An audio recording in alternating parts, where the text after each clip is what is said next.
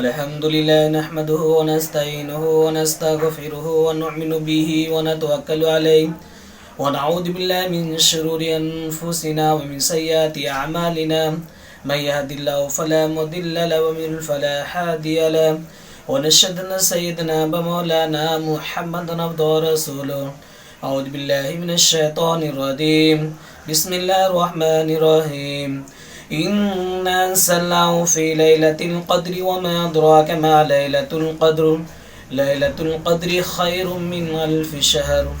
تنزل الملائكة والروح فيها بإذن ربهم من كل أمر سلام هي حتى مطلع الفجر. صدق الله العظيم. وقال النبي صلى الله عليه وسلم: من صام رمضان ایمانا واحتسابا غفر له ما تقدم من ذنبه. الہی دے مجھے طرز تکلم، میری آواز کو تو زندگی دے، مجھے افکار رسالے بھی کر عطا، میری تحریر کو تو تابندگی دے. میں آپ کے سامنے قرآن مقدس کی آیت تلاوت کی ہے اور آقا مدنی تاجدار مدینہ احمد مصطفیٰ محمد صلی اللہ علیہ وسلم کی ایک پیاری سی حدیث پڑھی ہے. جو قرآن کریم کی تلاوت کی گئی ہے یہ شب قدر کے موضوع سے ہے. اللہ تبارک و تعالی شب قدر کے متعلق فرماتے ہیں: اِنَّا أَنزَلْنَاهُ فِي لَيْلَةِ الْقَدْرِ، کہ ہم نے لیلۃ القدر کے رات قرآن کریم کو نازل فرمایا ہے. وَمَا أَدْرَاكَ مَا لَيْلَةُ الْقَدْرِ، اور آپ کو کیا معلوم کہ لیلۃ القدر کیا چیز ہے؟ تو اس کے بارے میں خود قرآن کریم نے جواب دیا: خیر من الف شہر، یہ 1000 راتوں سے بہتر رات اور اچھی رات ہے. کس وجہ سے؟ تنزل الملائکۃ والروح فیہا بإذن ربہم من کل امر سلام ہی حتی مطلع الفجر، کہ اس رات سمائے دنیا پہ اللہ تبارک و تعالی آ کر کے اور ان کے ساتھ آپ کی معصوم مخلوق فرشتوں سے آپ یہ اعلان کرواتے ہیں، آواز لگواتے ہیں: خیر من الف شہر تنزل الملائکہ، کہ فرشتے بھی اس رات کو نازل ہوتے ہیں. اور اللہ تبارک و تعالی گلی گلی، شہر شہر، دیہات دیہات، گاؤں گاؤں، محلے محلے، ہر ایک گلی گلی میں یہ آواز لگواتے ہیں: ہے کوئی مصیبت کا مارا کہ میں اس کی مصیبت کو دور کروں، ہے کوئی بیمار جو مجھ سے شفا چاہے اور میں اس کو شفا کاملہ عاجلہ نصیب فرماؤں، ہے کوئی مقروض جو قرض کی چھٹکارے کا مجھ سے التجا کرے اور میں اس کو قرض سے چھٹکارا دلا دوں، ہے کوئی روزی روٹی کا مارا ہوا کہ وہ روزی روٹی کی چاہت اور مجھ سے سوال کرے، میں اس کی روزی روٹی کی کشادہ کر دوں اور بڑھا دوں. اس طرح سے اللہ تبارک و تعالی ہر طرح کی آواز لگواتے رہتے ہیں. اور یہ رات بہت ہی بابرکت رات ہے. یہ 70,000 راتوں کی عبادت ایک طرف اور اس رات کی عبادت ایک طرف. پتہ یہ چلتا ہے کہ یہ کسی دوسرے انبیاء کرام کی امت کو نہیں ملی ہے، یہ ہمیں اور آپ کو اور امت محمدیہ کو صرف آپ صلی اللہ علیہ وسلم کے صدقے میں ملی ہے. اس لیے اس رات کی ہم اور آپ سبھی لوگ، تمام امت مسلمہ کو اس رات کی قدر کرنی چاہیے. اور اس رات کے اندر اللہ تبارک و تعالی خود اعلان فرماتے ہیں کہ اگر ہم اللہ تبارک و تعالی کی جانب ایک بالشت آئیں گے تو اللہ تبارک و تعالی ہماری جانب ایک ہاتھ آئے گا، اور اگر ہم اللہ تبارک و تعالی کی جانب ایک ہاتھ آئیں گے تو اللہ تبارک و تعالی ہماری طرف ایک اور بلکہ 2 ہاتھ آئیں گے، اور اگر ہم اللہ تبارک و تعالی کی جانب 1 گز بڑھیں گے تو اللہ تبارک و تعالی ہماری جانب 2 گز بڑھیں گے. اگر ہم اپنا سیاہ دل لے کر کے آئیں گے تو اللہ تبارک و تعالی معافی کا ٹوکرا لے کر کے آئیں گے اور معاف ہم کر دے گا. اور اگر ہم آرزو منت لے کر کے آئیں گے تو اللہ تبارک و تعالی اس رات کے اندر ہماری آرزو منت کو بھی قبول کرے گا. پتہ یہ چلتا ہے کہ یہ رات اللہ سے مانگنے والی رات ہے. اس رات کو ہم چوکنا ہو کر کے گزارے. اللہ کے نبی کریم صلی اللہ علیہ وسلم نے ارشاد فرمایا کہ من صام رمضان ایمانا واحتسابا غفر له ما تقدم من ذنبه، کہ جس نے رمضان المبارک کی راتوں کو چوکنا ہو کر کے گزارا اور خاص کر کے اس شب قدر کی رات کو ہوشیاری کے ساتھ اور چوکنا ہو کر کے گزارتا ہے تو اللہ تبارک و تعالیٰ اس کی فریاد کو سنتے ہیں۔ اس لیے ہمیں اور آپ کو سبوں کو اس رات کی قدر کرنی چاہیے۔ یہ ہمیں اور آپ کو ملی، دوسرے انبیاء کراموں کی امت کو یہ رات نہیں ملی ہے۔ اِنَّا أَنزَلْنَاهُ فِي لَيْلَةِ الْقَدْرِ، کتنی بابرکت رات ہے یہ کہ اس رات کے اندر اللہ تبارک و تعالیٰ نے دنیا کی سب سے بڑی کتاب جو قرآن کریم ہے وہ اس رات کے اندر نازل فرمایا اور اتارا ہے۔ تو یہ رات اس لحاظ سے بھی بہت ہی فضیلت والی ہے۔ اور اس رات دوسری فضیلت یہ ہے کہ اللہ تبارک و تعالیٰ خود سمائے دنیا پہ آ جاتے اور اعلان کرتے رہتے۔ بتائیے رب ذوالجلال خود سمائے دنیا پر آ جائے اور وہ اپنے بندوں کے لیے اعلان کرے ہے کوئی مانگنے والا،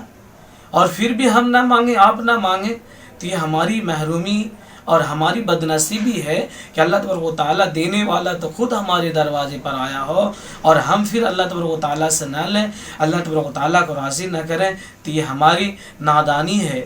اور ہماری بدنصیبی ہے کہ اللہ دینے والا تو تیار ہے لیکن لینے والا اپنے آرام کے بستر اور خواب غفلت میں مبتلا ہے، سویا ہوا ہے۔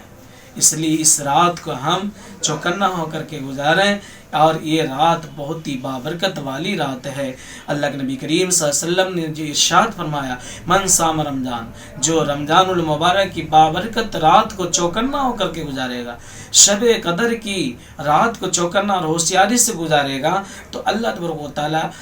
ان کے سارے گناہوں کے اوپر معافی کا قلم چلا دے گا۔ کتنی بڑی بات ہے، کتنا آسان سودا ہے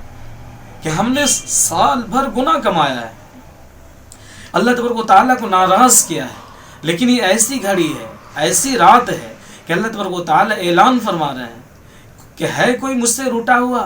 جو پورا سال مجھ سے ناراض رہا، آج تو مجھ سے مانگ لے، میں اس سے راضی ہو جاؤں گا۔ پھر بھی ہم اپنے رب کو، اپنے نبی کو راضی نہ کر لیں اس رات کے اندر، یہ ہماری محروم القسمتی ہے کہ ہمیں اللہ تبارک و تعالیٰ نے یہ موقع دیا اور پھر بھی ہم اس رات کو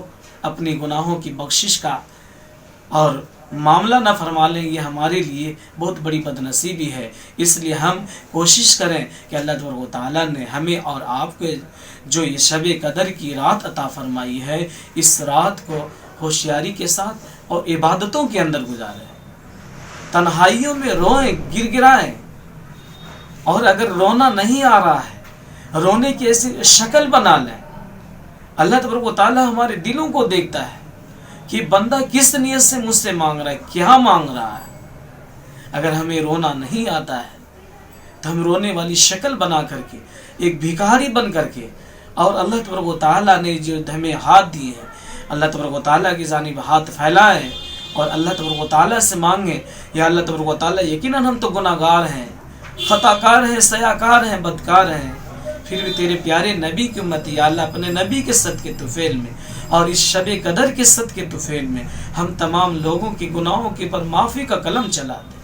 اور ہمیں دین کی سچی پکی سمجھ عطا فرما، اور اس شب قدر کے اندر اور شب قدر کے صدقے میں ہم تمام لوگوں کو پنچ وقتی نمازی بنا، اور نمازی کے ساتھ ساتھ مسجدوں کو آباد کرنے والا بنا۔ آج ہمارے درمیان سے ایک بات نکلتی جا رہی ہے کہ ہم نماز بھی پڑھتے ہیں، مسجدوں کو آباد بھی کرتے ہیں، لیکن اپنے علماء کراموں کی اہمیت ہمارے دلوں میں نہیں۔ اللہ تبارک و تعالیٰ اپنے علماء کراموں کی قدر کرنے والا بھی بنائے۔ علماء کرام جو ہوا کرتے ہیں یا انبیاء کرام کے وارث ہوا کرتے ہیں، اور جو اپنے نبیوں کی وارثوں کے دل کو دکھائے گا یا ان کو تکلیف پہنچائے گا، یقین گویا اس نے اپنے نبی کے دل کو ٹھیس پہنچایا ہے، اور جو اپنے نبی کو تکلیف پہنچائے گا